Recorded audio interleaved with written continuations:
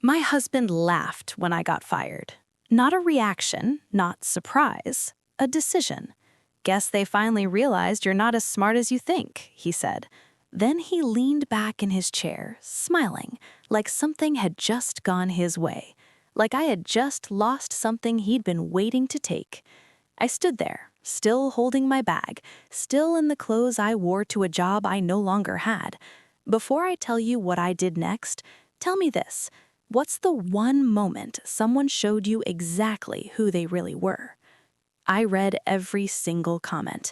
I didn't speak, didn't defend myself, because in that moment, something in me didn't break. It reorganized. I placed my keys on the table, slowly, deliberately, and sat across from him. And I watched him, because emotions rush, but patterns reveal. And for the first time, I wasn't looking at my husband. I was looking at leverage.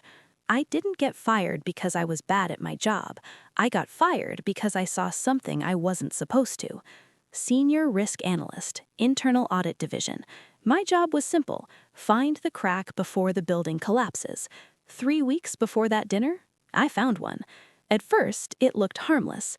Timing differences, duplicate vendor IDs. Then it grew. Layered transfers, circular payments, money moving but never settling. That's when it stopped being an error and became design. I followed it, quietly, patiently, because numbers don't lie, people do. And the deeper I went, the cleaner it looked on the surface, which meant it was dirty underneath. Eventually, everything pointed to one external contractor, a consulting firm, small on paper, huge in volume. I had heard that name before, at home, at dinner, from him, Daniel. Casual mentions, offhand comments, too frequent to be random. I filed a report, precise, documented, careful. By Friday, I was escorted out. No questions, no discussion, just a rehearsed sentence. Restructuring. That's how companies erase problems. They don't fix them, they remove the person who noticed. And somehow, he knew. Not the details, but the outcome. That's why he laughed, because to him, this wasn't sudden. This was confirmation. That night, while he slept, I opened my laptop. Fear makes people loud, but I've learned the most dangerous people get quiet. I rebuilt Access, old credentials, archived exports, shadow backups, because when you build systems, you also build ways around them. Within days, the picture sharpened. The consulting firm wasn't external, it was a pass-through, a shell. Money flowed into it, then out again, clean, repackaged, legitimized. And the approvals? They came from inside, mid-level, then senior, then executive. And sitting quietly in the chain was a name I recognized. Not just once, multiple times. Authorized, approved, cleared. Daniel. That's when the noise stopped, inside my head, because confusion is emotional, but clarity is cold. I didn't confront him, because truth given freely is usually incomplete. Truth under pressure? That's accurate. So I didn't ask questions, I built pressure. I reached out to someone I trusted, not personally, professionally. An investor I had worked under years ago, the kind of man who doesn't speak much because he doesn't need to. I showed him everything. Clean, organized, undeniable. He didn't react, didn't interrupt. When I finished, he leaned back and asked one question. What do you want? Most people would say justice, or answers, or closure. I didn't. Control, I said. He nodded, not surprised, because he understood something most people don't. Control isn't taken in moments, it's built in silence. Over the next 3 weeks, we moved quietly, legally, precisely. We didn't go after my old company. Too messy, too exposed. We went after the center, the consulting firm, the one holding everything together. Acquisitions don't look dramatic. No shouting, no warning, just documents, signatures, ownership. And Daniel? He didn't know. He came home the same way every night. Same tone, same posture, same quiet superiority. So, any interviews yet? He asked one night. I looked at him, really looked at him, and for the first time I saw exactly what he was. Not powerful, not intelligent, just positioned. Yeah, I said calmly. I have something tomorrow. He smiled, That same smile. Good, about time. The next morning, he walked into his office. Badge didn't work, security was new, systems updated, ownership changed. Then the email hit. Mandatory meeting, all staff, no exceptions. I watched from the back of the room, silent, unnoticed, just like I had that night, until I stepped forward. The room shifted, because recognition is instant, and power doesn't need an introduction. He turned, and for a second, nothing happened. Then everything did. That same silence I felt that night, it found him.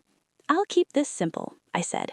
"We've completed a preliminary audit of this company." Pause. Let it settle. "And we've identified financial misconduct." Hands stiffened, eyes shifted, breathing changed. "And those involved," I let my eyes land on him, "will not be continuing with us." No anger, no volume. No time to prepare. No time to think. No time to hide. Mia glanced at him, then back at me. "That's fast." I shrugged. "You said this was important." Ethan smiled again, confident. "All right," he said. "Tonight it is." They stood up, just like that, like the deal was already done, like I had already signed. I walked them toward the exit, step by step, calm, controlled. Right before they reached the door, Ethan stopped. He turned back to me. "You know," he said, "I always knew you'd come around." I didn't respond. Mia added softly, "Some things never change." I smiled politely. "See you tonight." They left, and the moment the door closed, my smile changed. It wasn't polite anymore. It wasn't controlled. It was real. Because Ethan had just made one mistake. He thought I was still the same person he left behind. He thought I would react the same way, trust the same way, lose the same way. But he didn't know what those 2 years had done to me. He didn't know what I had built. And more importantly, he didn't know what I already knew about them. I walked back to my office, closed the door, and picked up my phone. "Get me everything," I said. "Financials, background, past deals, everything they've touched." There was a pause on the other end. Then, "Understood." I hung up, looked out the window, and for the first time since they walked in, I felt completely in control. Because tonight wasn't a meeting, it was a stage, and they had just agreed to step onto it, without knowing they were about to lose everything. That night, the conference room was full. Investors, senior managers, legal team, everyone who mattered. And of course, Ethan and Mia. They arrived early. That didn't surprise me. Ethan was already shaking hands, smiling, talking like he owned the room. Mia stood beside him, confident, composed, like she had already stepped into my place, like she had already won. I watched them for a moment before walking in, just a few seconds. That's all it took, to see exactly how comfortable they were and how unprepared they were for what was about to happen. When I entered, the room slowly went quiet. I smiled politely and took my seat at the head of the table. "Thank you all for coming," I said calmly. "This meeting is about a potential partnership." Ethan stood up immediately, confident, smooth.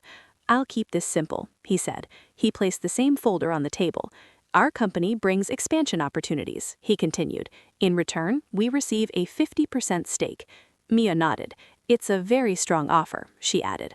I could feel the room shift slightly. Confusion, curiosity, some concern. 50% wasn't small. Everyone was waiting for me.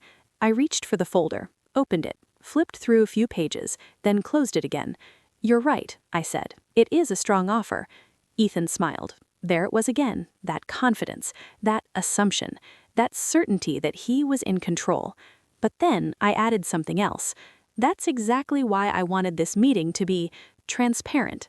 Mia frowned slightly. "Transparent?" she repeated. I folded my hands calmly. "Yes." Ethan tilted his head. "What does that mean?" I looked around the room, then back at them. "It means," I said slowly, "before we agree to anything, everyone here should know exactly who they're partnering with." Ethan let out a small laugh. "Of course," he said. "I have nothing to hide." That line, that exact line, that's when I knew this was going to be even easier than I thought. I turned slightly toward the door. "Bring them in." The door opened. 2 people walked in, a man in a dark suit and a woman carrying a laptop. Ethan's smile disappeared instantly. Mia straightened in her chair. "What is this?" she asked. I didn't look away from them. "These," I said calmly, "are forensic auditors." Silence. Ethan stood up. "This isn't necessary," he said quickly. The man ignored him, placed a thick file on the table. "I'm afraid it is." Mia forced a laugh. "Olivia, what are you doing?" I leaned back slightly. "You asked for half of my business," I said, "so I did my homework." The woman connected her laptop to the screen. The display lit up. Numbers, transactions, company records. At first, no one spoke. Then the auditor did. "These are records from Ethan's previous ventures." Ethan slammed his hand on the table. "This meeting is over." But no one moved, because now everyone was watching. 3 companies, the auditor continued calmly, all shut down within 2 years. Mia crossed her arms. "That doesn't prove anything." The auditor nodded. "You're right." Then he clicked to the next slide. "But this does." The room went completely silent. A transfer appeared on the screen, a large number, very large. $2.4 million, the woman said, moved from investor funds into a personal account. Whispers filled the room. Ethan froze. Mia's face went pale. "That's not," she started, but stopped because the next slide appeared. Her name on the account. I watched them both carefully. Every reaction, every crack, every moment their confidence collapsed. "Would you like to explain this?" I asked quietly. Ethan looked at me, not confident anymore, not calm, just exposed. "You set this up," he said. I nodded, yes. Mia shook her head. "This is a lie." The auditor turned the screen slightly. "There are signed documents, bank confirmations, dates, everything." One of the investors stood up. "Is this real?" No one answered, because they couldn't. Security stepped closer to the door, just in case. I leaned forward slightly. "You came here to," I said, my voice calm, "to take from me again." I paused, let the silence sit, then finished. But this time, I smiled.